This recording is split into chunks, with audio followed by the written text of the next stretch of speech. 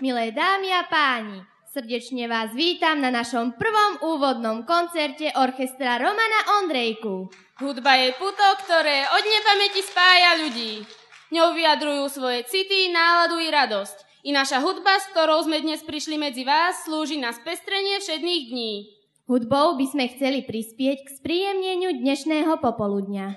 Prajeme vám príjemný zážitok.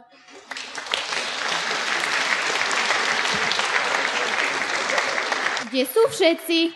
Neviem. To je super!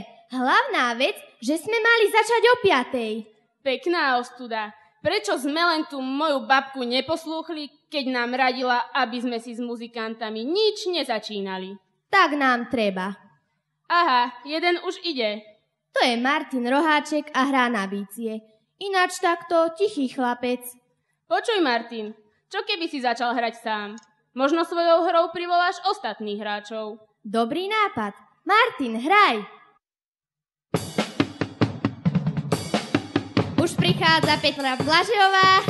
A hneď za ňou prichádzajú Ľuboš Auda a Michal Kimlička. A prichádzajú ďalší. Jennifer Euler, Mirka Čičová, Klaudia Bulantová. Toto je Ivana Adámková, Peťa Bunová, Lucia Klandúchová a jej brat Marek. A teraz prichádza silná zostava trúbkarov. Peťo Oleš, Dušan Rojko, Martin Masár, Milan Ondrejka a Daniel Vaško. Naše klavíristky Jana Solovičová a Marcela Kečkéšová. Speváčky a spevák Monika Juráňová, Ivana Rakúsová, Soňa Kusalíková, Milena Stančíková, Eva Hornáčková a William Solovič.